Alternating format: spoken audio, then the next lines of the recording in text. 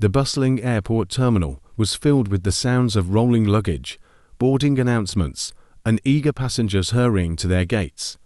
Among them was Eva, a young woman in her mid-20s, dressed in casual but elegant attire, a black blazer over a simple white t-shirt paired with jeans. Her demeanor exuded confidence, but her slightly disheveled appearance hinted at a long and exhausting journey. Eva had just disembarked from a connecting flight and was en route to her final destination. Her father, a man of considerable wealth and influence, had insisted on keeping her identity private during her travels.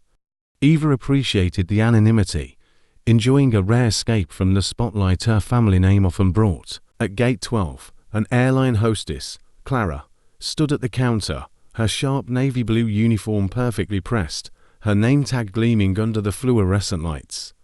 Clara was known among her colleagues for her no-nonsense attitude and perfectionist tendencies. When Eva approached the gate, juggling her passport and boarding pass, Clara's gaze fell on her. The young woman's casual demeanor contrasted starkly with the polished, high-maintenance passengers Clara was accustomed to dealing with in first class. "Excuse me, miss," Clara said sharply, her eyes narrowing as she inspected Eva's documents. "You're supposed to be in economy, aren't you?" Eva blinked, caught off guard. "I'm in seat 1A, first class." Clara's expression hardened. "I don't think that's so. This isn't a mistake people like you usually make. Please step aside and let the next passenger through." Gasps erupted from the nearby passengers, and Eva's cheeks flushed with embarrassment. She opened her mouth to respond, but hesitated.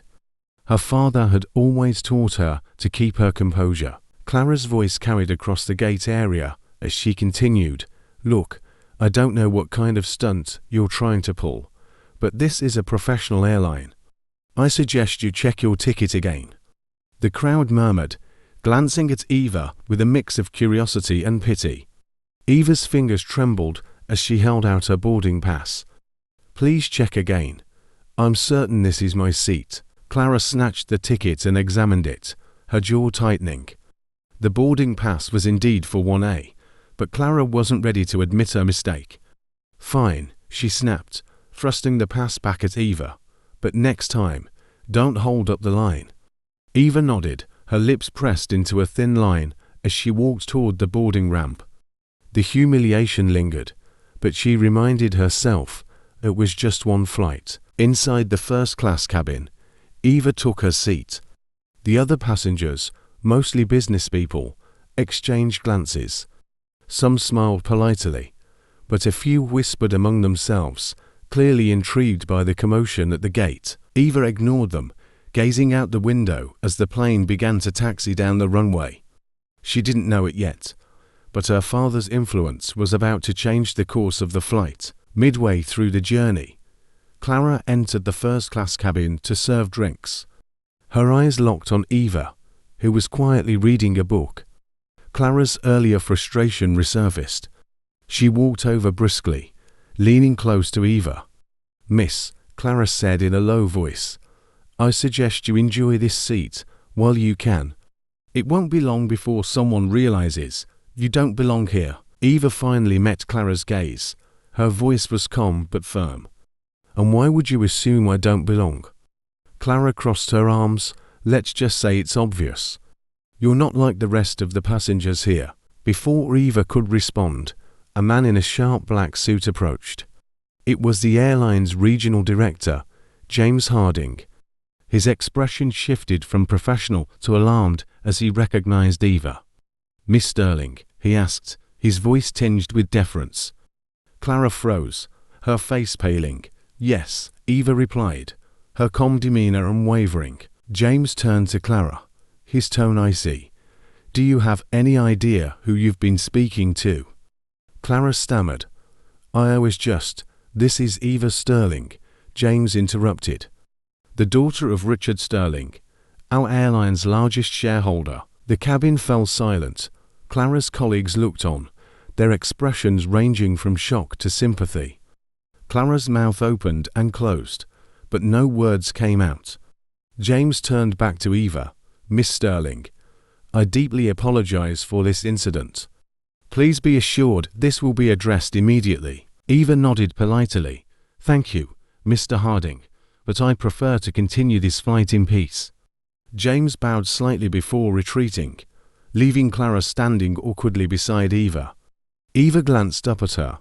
Perhaps you should think twice before judging people based on appearances. Clara's cheeks burned as she muttered an apology before hurrying away. As the flight continued, Clara's actions weighed heavily on her. She replayed the interaction in her mind, realizing how her biases had clouded her judgment.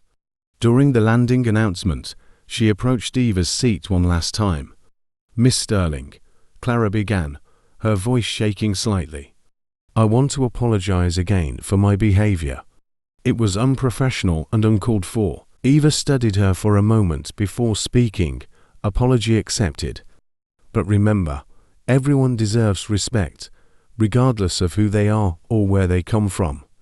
Clara nodded, her eyes glistening.